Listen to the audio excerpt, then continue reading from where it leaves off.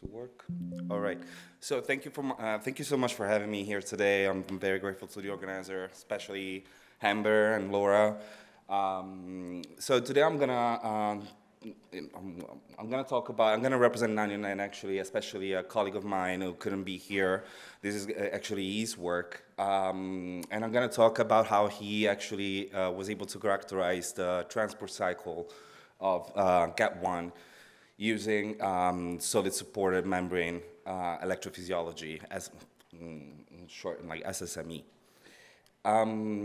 So the agenda may look long, but I swear I'm gonna keep it quick so that we maybe get back on track with time. I will actually even skip maybe the first slide about the introduction because you've already heard a lot about it, like in the past few talks. So you know what GAT1 does by now. So it's basically responsible for the uptake of GABA from the synaptic space into the presynaptic neuron. I'm just going to focus on how it does it. So when in the presence of a gradient of sodium in the synaptic space and in the presence of GABA, it uptakes the substrates by facing the outward of the presynaptic neuron. Once it binds all the substrates, which are two sodium ions and chloride and the GABA, it closes and then it reopens inward inside the presynaptic neuron, releasing the substrates. So the stoichiometry is basically given by two sodium ions, one chloride, and one GABA molecule at the time. So how did Rocco, basically my colleague, characterize this? As I mentioned, like he used this technique, so I'm just gonna give you a brief overview of how this technique works. It's a fairly young technique developed just about 2 decades ago. In terms of sample, basically, you work with anything in terms of vesicles that can be either protolapisms or membrane extracts that can come from either cells or cells overexpressing the transporters or even native tissues. After that, you just basically, by applying this is the pointer. A surface gradient, you just isolate the membrane of interest, and then by using these two, either one of these two instruments, either a single channel or a 96 channel surfer, that's how the instruments are called, you can basically characterize the transport of your protein of interest. So the technique is based on a sensor, as I was saying, like that has a gold surface that is functionalized, is coated with a thiol layer, on top of which you form a lipid bilayer, lipid layer. That's why it's called solid supported membrane electrophysiology. And on top of it, you basically let the vesicle containing the transport of interest absorb onto this lipid layer, and this is all connected to a circuitry that allows you basically to, no voltage is applied. The currents that you basically characterize are only given by the transport itself. So by the exchange that happens outside of the vesicles and whatever is transported inside the vesicles. Too much. Sorry. So this technique allows you, unlike traditional radio labeling that is commonly used to characterize transporters, to actually even determine the initial velocity of the transport.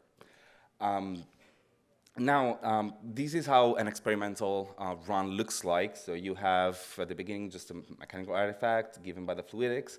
But if you look actually here at the bottom, you have how the membrane potential and the chemical gradient change along the experiment. So you start from electrochemical equilibrium. And then once you add the substrate from outside the vesicle, you'll see the chemical potential increasing. The membrane potential increasing. That is what it starts giving you signal, a current signal, and after the transport is after the transport is basically has happened, you get your maximum potential, and as the vesicle and the lipid layer are coupled, you can basically, thanks to the electrode connected to the gold sensors, you can observe this current peak. And when the transport is reversed, you'll see an off peak after the initial one, and then you go back basically to the initial equilibrium condition. So what was Rocco able basically to characterize? So what did he observe thanks to this technique and in association with GAT1? So, well, this goes too fast. So he started with the three different conditions. At the beginning, he started using basically just a sodium gradient, a very big sodium gradient given by the 150 millimolar of sodium chloride. So at the inside of the vesicle, the electrical equilibrium, the chemical equilibrium was given by just 150 millimolar KCl inside and outside of the vesicles. After that, he basically exchanged the buffer with 150 millimolar sodium chloride. This still doesn't trigger the transport. He needed to add GABA to trigger the transport, and he had a huge amount of GABA. He had a very high, much higher than physiological concentration of 5 millimolar GABA. Please bear with me with the numbers of, with the name of these events. Like I will just clarify on that in the following slide. Then he changed the condition a little bit. He reduced these sodium gradients, so he had a very small, so instead of having 150 millimolar, he only had a 15 millimolar gradient of sodium, same concentration in GABA, and he saw this, and he observed this peak narrowing. And finally, he decided to use a more physiological concentration of GABA over 30 macromolar, and he was able to resolve these three events that now make a little more sense, being in order into E1, E2, and E3. Now, the question, of course, is what are these three events? So the first one is basically the occlusion of GAT1. So basically, it's the moment that the three substrates get into the transporter, and the transporter goes into an occluded, a closed conformation. The second one is I spoiled all of them, but the second one is basically the sodium translocation. In fact, it's known that when the GAT1 is fully closed, you can have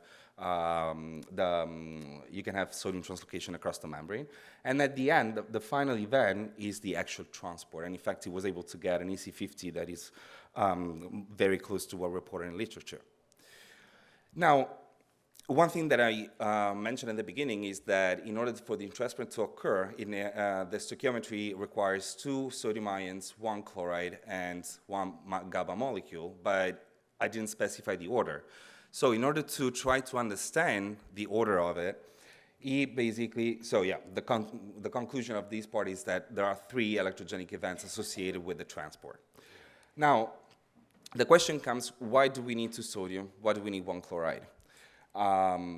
So what he did was basically to repeat the experiment, but in this case, he decided to substitute, to start with gluconate and see what is the effects of chloride. What happens if you create a gradient, a chloride gradient, either with sodium or potassium? What he was able to, what he observed is that you actually get a signal, so you basically get an electrogenic event in both the presence of sodium or potassium, and that is given by the gradient of chloride. This means that chloride binding to the transporter to GAT1 is actually an electrogenic event. But then he repeated the same sort of, he used the same logic to check for the cations.